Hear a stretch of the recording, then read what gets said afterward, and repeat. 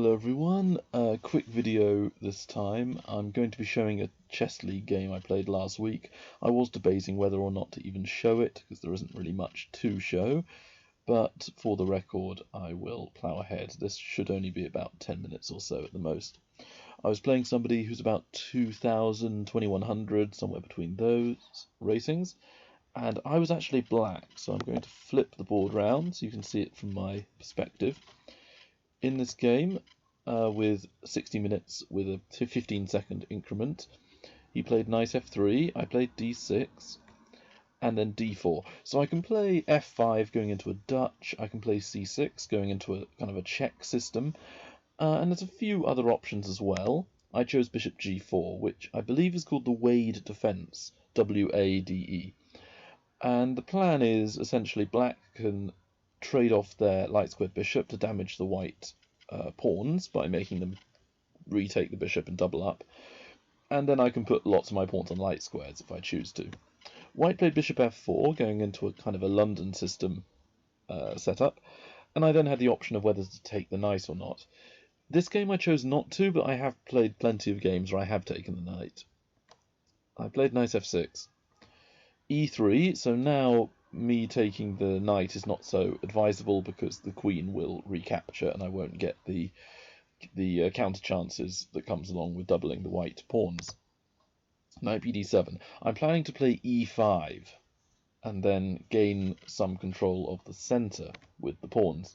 But white kicks my bishop around, and then bishop takes knight is still probably one of the best moves, but I was now kind of leveling myself into not taking the knight, even though the bishop on g4 is usually there to do that very job. I dropped back, keeping the pin. White then played bishop e2 to unpin themselves. And I played c6, leading into a sort of a check system, where my queen can move along the diagonal to c7, b6, or a5 check, depending on how I feel and how white responds. Castles. So now queen a5 is no longer check. Queen a5 doesn't look as good as it was last turn. And I need to think about what to do with my bishops. My h5 bishop could take that knight again, but my f8 bishop is really struggling. I need to move the e-pawn, I think, to be able to move it out.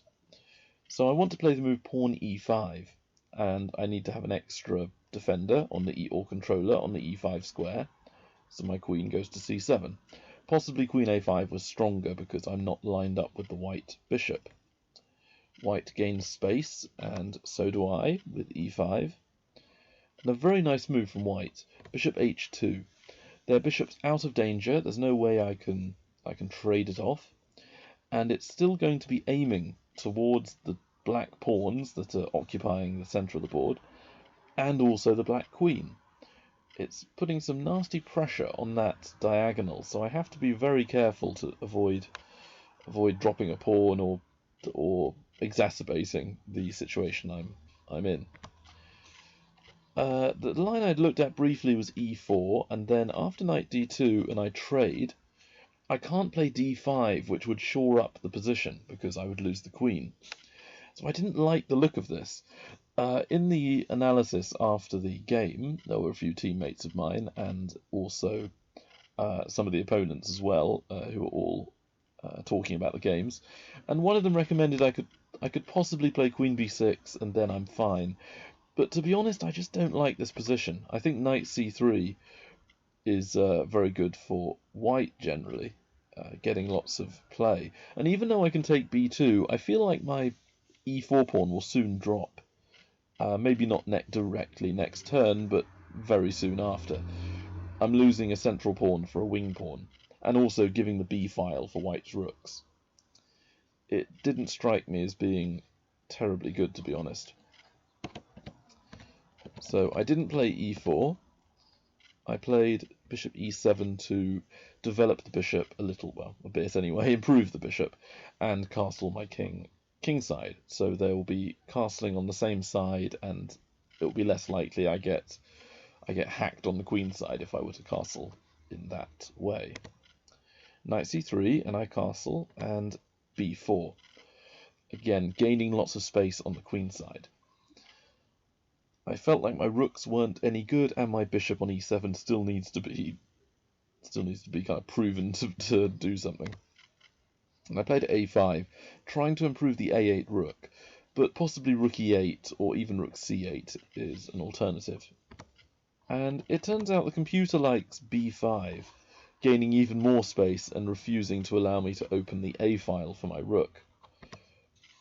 And I'm generally in a bit of a squeeze here from white. I suspect it's not like totally lost, but it's not easy to play. This is the kind of position where, in the past, I used to play this really badly and try and trade everything quickly and keep making my situation worse and worse.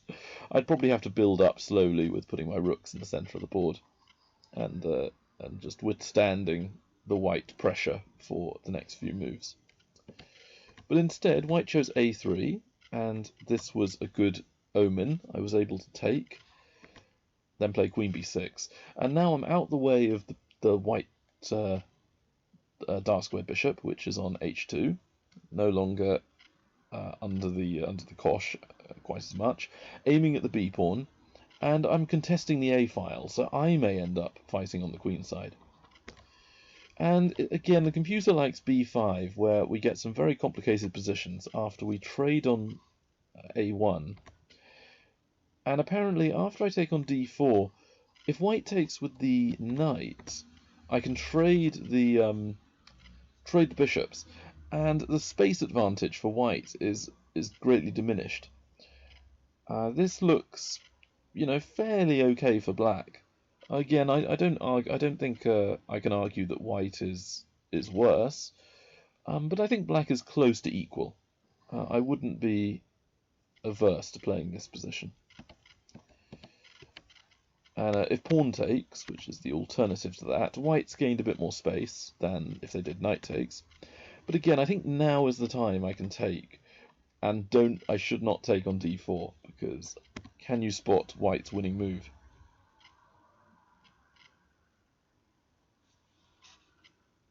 It's a very nice move, knight d5, which aims at my queen, and also they have the intermediary knight takes e7 check if I were to take their queen.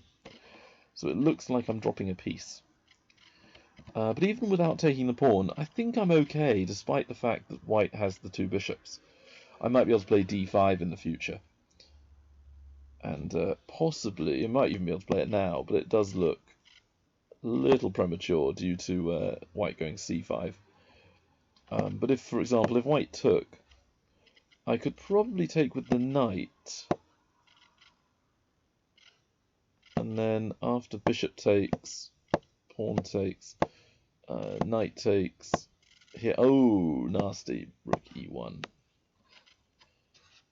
And then rook on the 7th. Possibly I can take on b5, and I'm clinging on, although I still think white has quite a large advantage because of the bishop, which will overpower my rather hemmed-in knight. And their passed d-pawn as well can start moving up the board very quickly. There are, of course, alternatives to this, but I think that d5 is the right kind of plan for me. Maybe I need to wait a few moves and play it a bit later, maybe rook e8 first or rook c8 first. Maybe I don't even take the knight straight away, perhaps I go rook e8, then take the knight. But overall, I should have some kind of way to not be a great deal worse and have a position that I can play. But instead of all this happening, which would have made the game very interesting, white played rook b1 to, I guess, support the b5 push. This allowed rook a3, which does turn out to be an error. However, it's the kind of error which is not, it's not losing. It doesn't make my position a huge amount worse.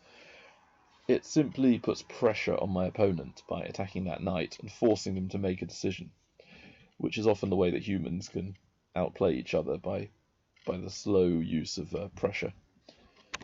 c5 was played, which is the most accurate move, and undermining the base of my pawn chain on d6 to e5. I dropped the queen back, and unfortunately here my opponent had, I think he had some sort of family emergency, so he had to leave.